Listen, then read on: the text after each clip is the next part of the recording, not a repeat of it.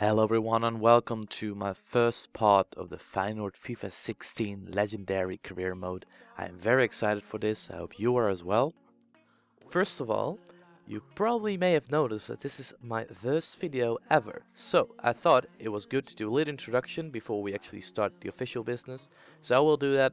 But if you think, I don't really care about that, you can click on the annotation in the middle of your screen and it will take you directly to the start of the video.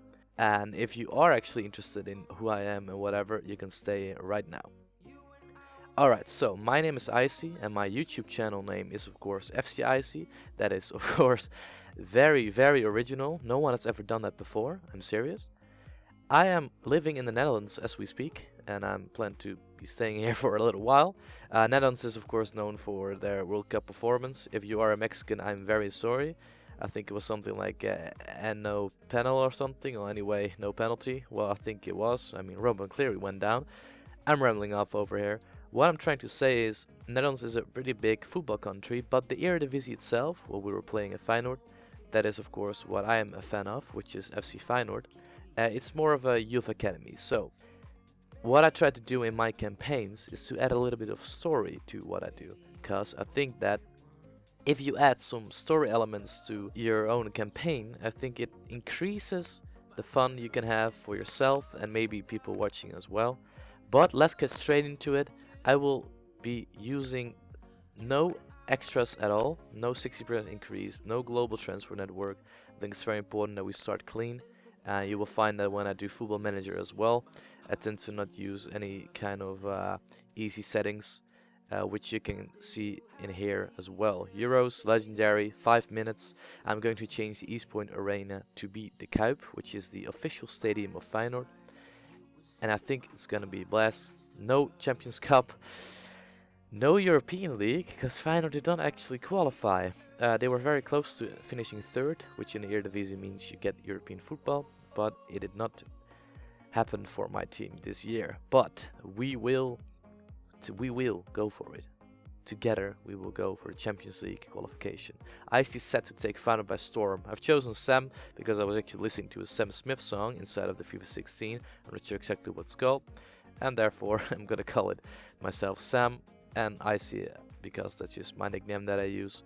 Congratulations Sam Icy, we've been invited. I wasn't sure I was actually gonna get invited to a European Continental Cup or whatever, because we're not really a big club. But I'm gonna choose the Belgian one because that is very close to home. And if we're gonna continue the story elements, I wanna make sure that it makes some sense that you pick something that has, nice money, but still it's not too far. So this is actually the first time I was opening up the FIFA career inbox. I didn't do any preview or something at all. So I just want to make sure that I'm not missing anything and reading some documents over here. European Continental Shield, 5 million would be really nice. Our transfer budget right now is 7.5. And I mean that's not a lot, because if you think about it, a good player costs like 10 million already. If you look at some of the Manchester United career modes and everything, they pay 40 million for a player.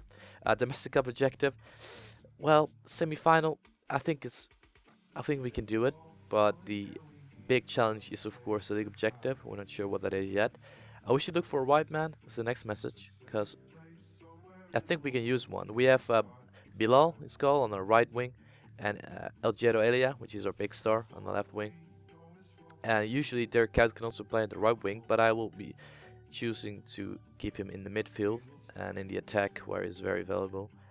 Hello Sam, my name is Saint Just. He's a very good assistant manager in real life as well.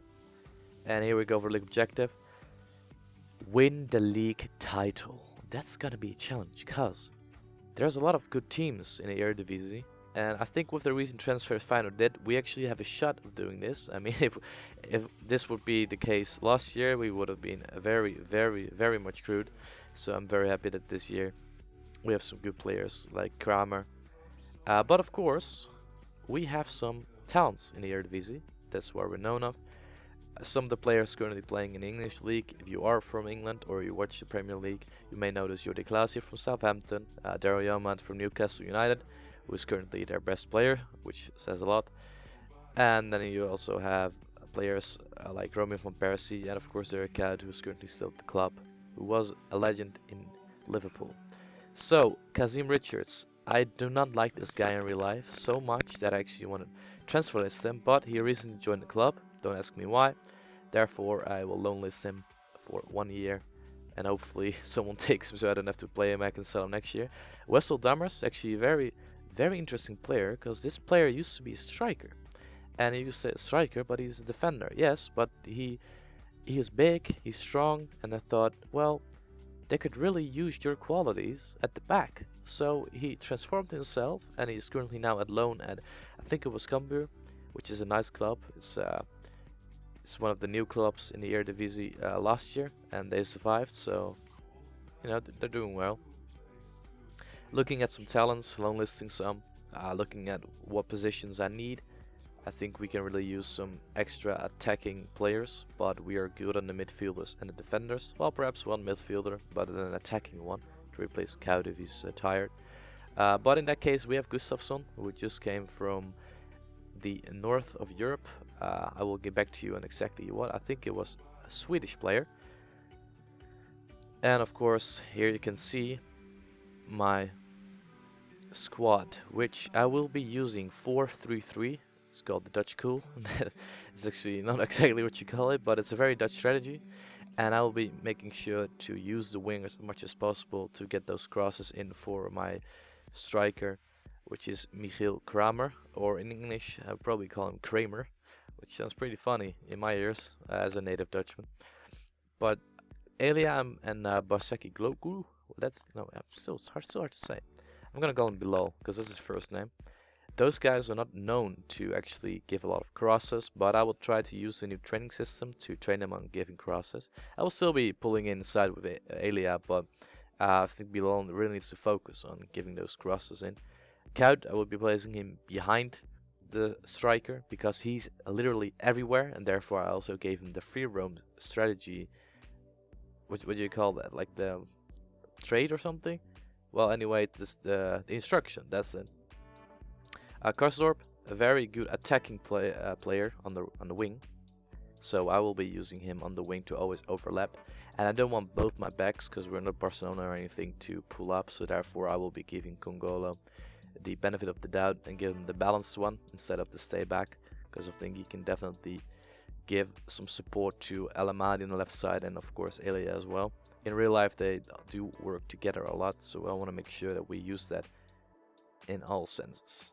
So stay forward for Elia. I think he's one of our most dangerous players.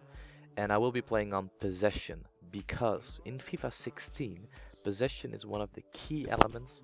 And I think that everyone should play in possession for the first part of your career. You gotta get used to FIFA 16. It's exactly opposite of FIFA 15, where you just play the long ball and you just run for it. Here I'm just looking at the players we have before we start the first match against the Portugal team in the European Continental Cup. I think it was something like Aruca or something. It's not a known team to me, but anything is a challenge at the start of the season. And let's get into it.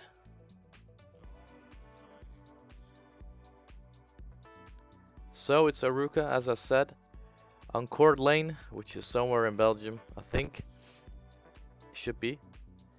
And let's get started. I'm very excited for this because I have not seen any of the Feyenoord players in action in FIFA 16 yet.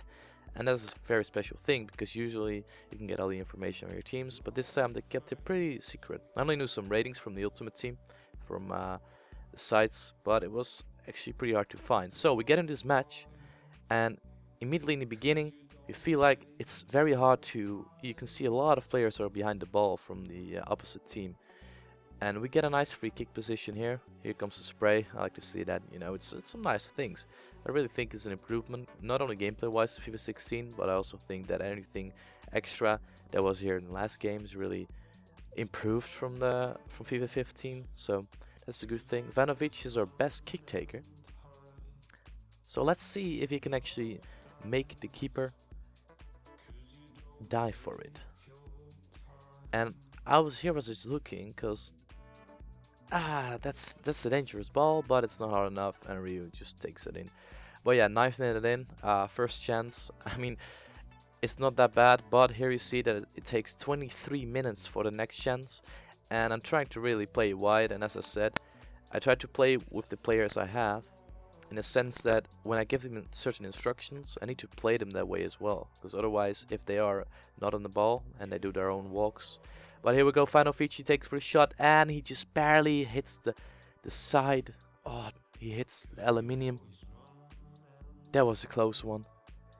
But as I was saying, I want to really try and use the players in the sense that, oh no, this is Kramer. Kramer goes through. Kramer, and a beautiful goal. The first goal of the season. Michael Kramer. I'm going to call him Kramer for the season. That is number 1. 30th minute. Legendary difficulty. It's actually going pretty well. I didn't expect to score that easily in the first match. I've seen a lot of FIFA career videos, and there's a lot of 0-0s and 1-0 losses or wins in the last minute. But this is a good goal. This shows that we're capable. The players in the right positions, at least that's what you think. And as I said, we just got cut through 2 times. It really helps to put players in positions and give them instruction that you actually use yourself. And as you can see here, a nice through pass. And Kramer gets some space. He's not the fastest, so I usually just give him to the wingers so they can actually go in front and be dangerous. And Kout takes the ball, a nice finesse shot, and he barely hits. Ooh, and Elia just missed it. Kout still knows how to shoot. Liverpool times, did not forget. Miguel Kramer with the goal. Let's look at it again. That was a nice shot. It was a pretty bad keeper there, but you know, I'll take it, because this is not top level. And they got a nice shot on goal with Valente, but Vermeer is on point. He takes it. Wasn't that dangerous. I get a stupid yellow card at the start of the injury time, but I think I deserved it. When I look at it again, I'm kind of embarrassed because it was pretty hard. But yeah, we take a substitution in.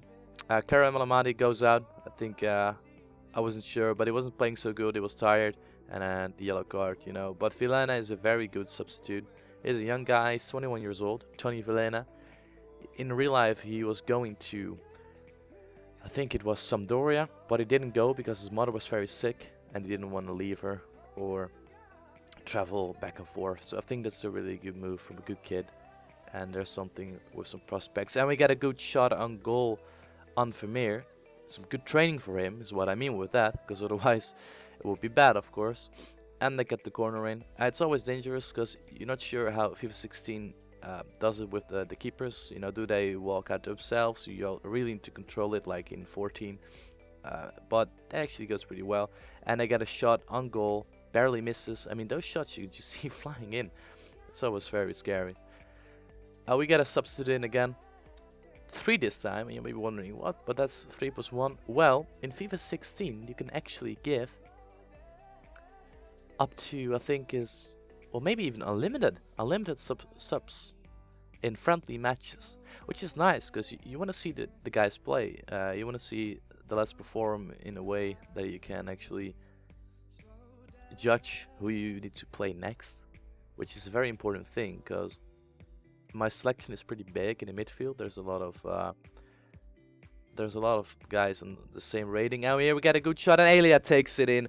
I wasn't even paying attention anymore because it was just taking so long for the first goal, the second goal, excuse me. But Elia takes it with a nice shot. But it was all Vainovic's work, obviously. The nice through ball from Dirk Kuyt. Beautiful pass from Dirk Kuyt. Vainovich hits it on the keeper. A good save from Rio. But Elia is right there, and he does the Ronaldo celebration like a champ. It's a good goal. I mean, apart from I'm kind of lucky with where he's standing. You know what they always say, right place at the right time. But this was really Kuyt's performance, and he was playing a great game. 1 assist, 1 beautiful through pass, and here we go. Vilena, he's gonna shoot it, and the keeper hits it. But he gets front, and Achabar, golden sub. What a beautiful goal from Achabar, the legend, the talent. He's only 21 years old, but that guy knows how it works. And this just shows that we have some really good talents in there who actually know how to perform at, you know, a pretty average low level at this point. But if they can show their worth in these matches, they can definitely show their worth in the lower games we play in the eredivisie, and they can grow out to be, you know, a worthy player in the first team, which is very important. So here I substitute a couch, and I thought, you know, take some rest. And Achibar takes the ball, does some nice moves, finds Scout, who finds Elia, cutting inside, and he kind of lures out the penalty. That's dirty. I was feeling it, you know. You go in and you just feel that you can get something there. I wasn't actually going for the penalty, but I was thinking if he doesn't tackle me, I can go through. I can get a good shot on goal. But it's kind of dirty. 3-0 wasn't really necessary, but it would be nice if the other team wins in the pool as well, because it's still a group stage, of course. So Fanovic goes for it, and he hits the crossbar. That is not cool. That is not cool. But it's okay. It's fine. I don't mind, but this is still a beautiful goal from Anas Achabat. AA. And here we go for the last corner of the match. This is a good win. 3-0. Very confident. Jan-Harry van der Heijden. Ooh. Well, that was a good chance. And that was it. 3-0. I'm very happy. Talent showed their worth. I did want to see a little bit more from our right winger. But of course, when the left winger is taking all the pride as well as the CAM, it's okay. We'll have some matches after this to see the worth of some players that didn't perform yet. I will probably play some second team rated members first. And that was the first match.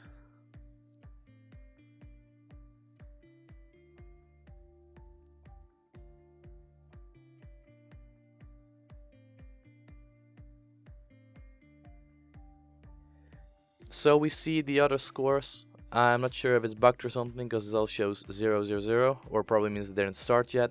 But here we see my inquiry on Albert Rusnak, sorry. They're asking 10 million, and I'm not sure if he's worth 10 million. And I got a little inquiry on Ruben Loftus-Cheek. Some of you may know him from Chelsea. He actually debuted lately. There's something we could look at, you know, some players that didn't really fit the bill inside of these big teams, so we can pick them up. Just looking at the training over here, let me know if you guys want to see the actual training ground. I think it takes a lot of time, and there's only some limited time you want to have in one episode before it gets boring. This one was pretty long as well, because we had an introduction and anything. But the training begins. I'm just gonna simulate it and see what happens. It's fun stuff. It's nice for the talents, but you really want to train the guys that aren't like 24 plus. Maybe the keepers that can be 24 plus. But yeah, Gustafsson, Filena, Bilal, and players like that. Anas Achabar played a beautiful game last game. They're the guys you want to train, and they really they will go up anyway, but they still get some extra points by training. But yeah, there we got some player messages from our second keeper and Achabar as well. And I think Achabar deserved to be played the next match. I'm not sure about Miyazek yet. But we see a very, very interesting message in the right top. Sevilla signing Jasper Sillissen for 27 million. And we will look at that next match. This is the table, and I will see you guys in the second part.